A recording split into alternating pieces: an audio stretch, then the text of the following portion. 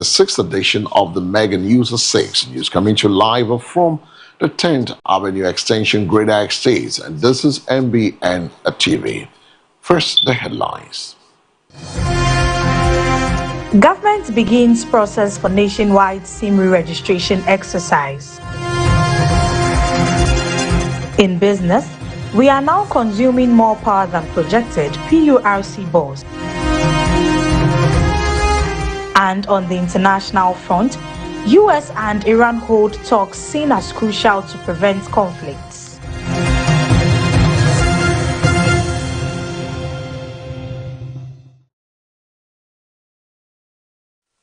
Government has announced the commencement of a process for a nationwide SIM card re-registration exercise following cabinet deliberations.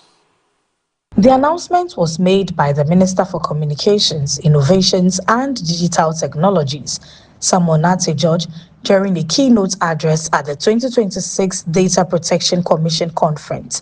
According to the Minister, the upcoming SIM re-registration will be structured to ensure customer convenience, with measures aimed at preventing long queues and disruptions, while strengthening data integrity and national security within the telecommunications sector. Samuel Nate George added that the exercise will not be constrained by strict deadlines and assured that all data collected will be fully protected in line with existing data protection regulations. Important responsibilities of regulation is to protect consumers. And over the years, the NTA has implemented key consumer-focused initiatives, including the SIM registration, which was aimed at strengthening security, accountability, and trust in communication use. And on that matter, stay tuned.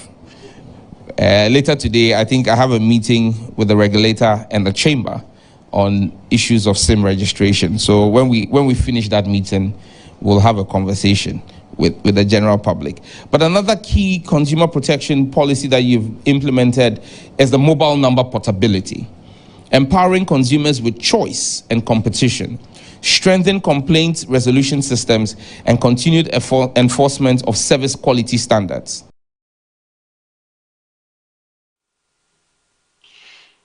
The Public Utilities Regulatory Commission, PURC, summons the Electricity Company of Ghana over reports of prepaid unit depleting unusually fast. PURC Executive Secretary Dr. Shafiq Suleiman directed ECG's Managing Director and Senior Technical, Commercial, ICT and Customer Service officials for emergency meeting to explain the issue. PURC said it had taken note of widespread media reports and public complaints alleging rapid depletion of prepaid electricity units following the January tariff adjustment under the Multi-Year Tariff Order, MYTO. The Energy Minister has also intervened, stating on February 24, via his spokesperson Richmond Roxon, directing ECG to investigate and submit a comprehensive report within 7 days. On January 1, 2026, PURC implemented a 9.86% electricity tariff hike under the 2026 to 2030 MYTO framework. The adjustment aims to fund long-term investments in Ghana's electricity infrastructure. The increase has coincided with rising inflation on electricity and gas, from 6.1% year-on-year in December 2025 to 14.8% in January 2026.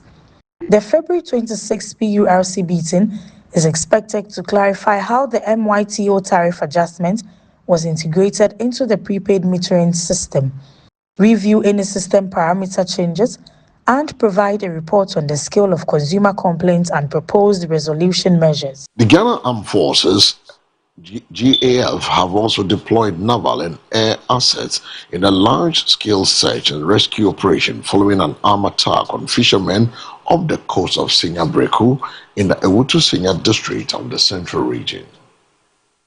According to official reports, the Ghana Navy, supported by the Ghana Air Force, began operations at dawn approximately 35 nautical miles offshore. The mission aims to locate and assist more than 50 fishermen who were left stranded after armed men attacked their vessels, firing warning shots. holding victims at gunpoint, and stealing 7 outboard motors, generators, and other valuables during a night fishing expedition. The Ghana Armed Forces have described the operation as ongoing and appealed to the public to remain calm while efforts continue. They assured that further updates on the rescue mission would be communicated in due course.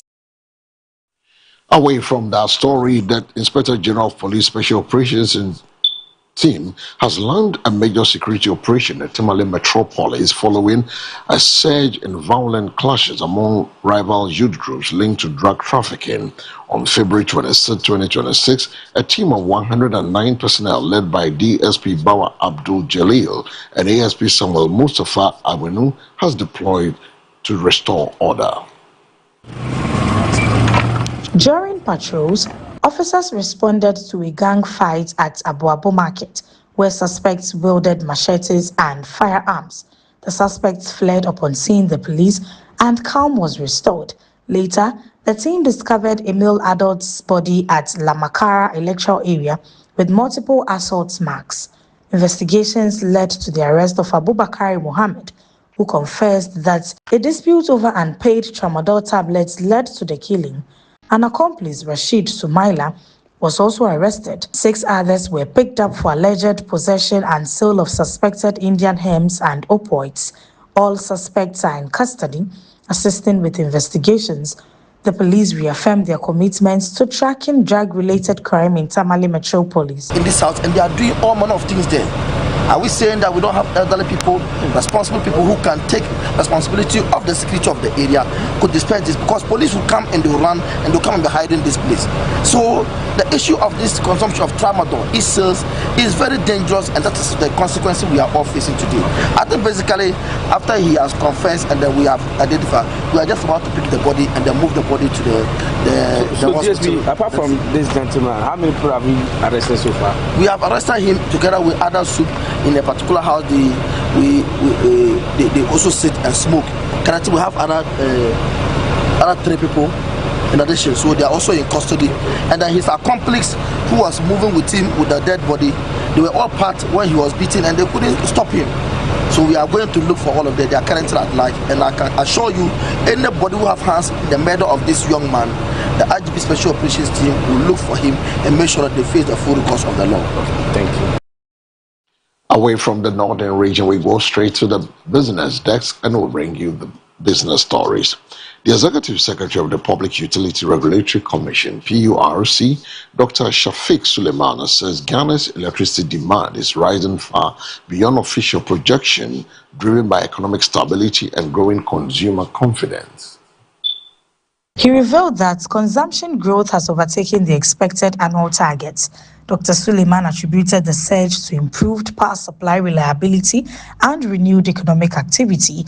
His comments come amid discussions about the government's proposed 24-hour economy policy and its potential impact on electricity demand. Efforts are underway at the highest levels of government to address the situation.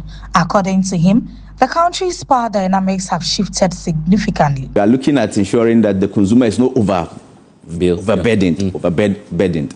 I mean, alongside ensuring that the utility also gets something reasonable to work with, especially looking at their short-term or critical investments so that they can be able to keep the system running. I'm hoping that there will be a windfall from government side to be able to invest in some water production and water extension systems. But for now, I mean, you can't transfer all the burden onto the consumer. 225% would have been too much. We are now seeing new trends in the demand projections.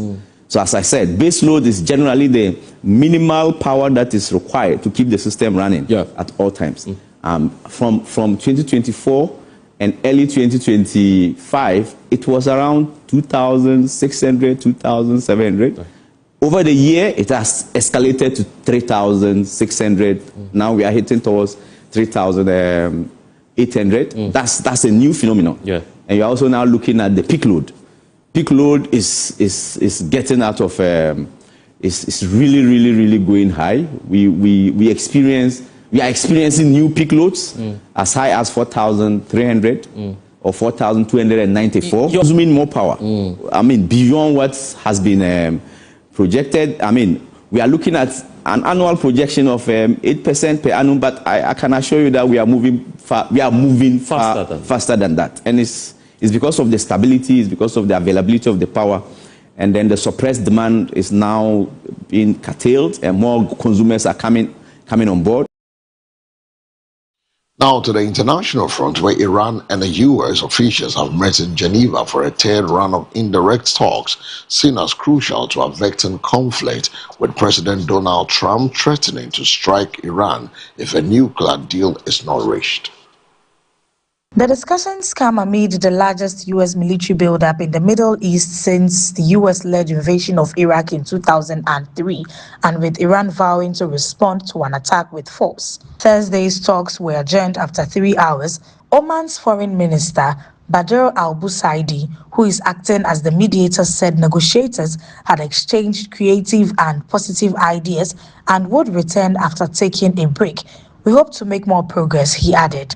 But the chances of an agreement remain unclear.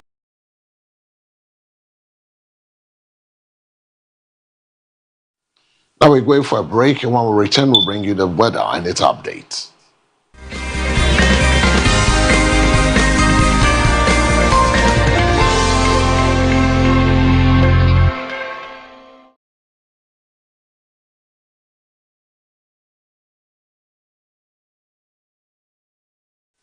Now it's now time to bring you the weather, and this update brought to you from the MBN Weather Center in association with the Ghana Meteorological Agency. The next 24-hour impactful weather updates. Stay with us. Now we look at the weather for this morning, where we expected to have, we're looking at having a very smooth weather, but it's going to fill with a lot of mix and also fault patches that is expected to across the entire country. Now the summary for the next 24 hours, the forest and mountainous areas as well as part of the coastline will experience mist or fog conditions during the early hours of this morning. From the morning into the afternoon hours, sunny conditions amidst periodic cloudiness will prevail over southern Ghana from mid-afternoon into the evening hours. Cases of thunderstorm or rain are also anticipated over the inland areas of the coastline, middle and few places in the transition sectors. Throughout the forecast period, dry and hazy weather will reduce visibility to about 2,000 meters to 6,000 meters over the north and transition sectors. Now let's take a look at the temperatures for the next 24 hours. The coast, a minimum of 23 degrees Celsius, a maximum of 33. Forest, 21 degrees, minimum 36. Transition, 22 degrees Celsius, minimum 37. Northern, 23 degrees, maximum 39 degrees. Due to the dry conditions, the general public, especially those in the transition belt and the northern sector, are strongly advised to handle naked fires with caution to avoid any outbreak of fire.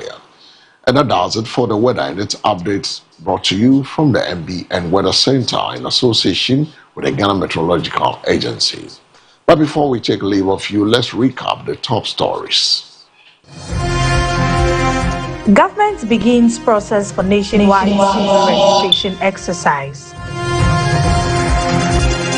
In business, we are now consuming more power than projected, PURC boss. And on the international front, US and Iran hold talks seen as crucial to prevent conflicts.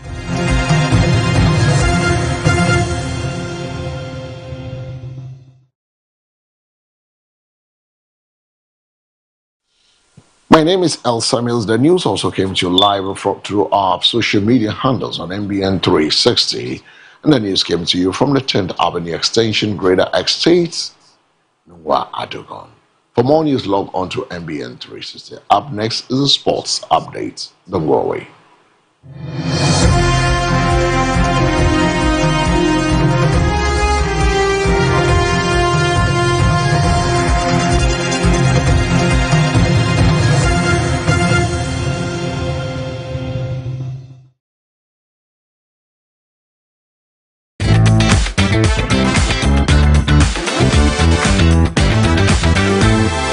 MBN, the Gospel News and Entertainment.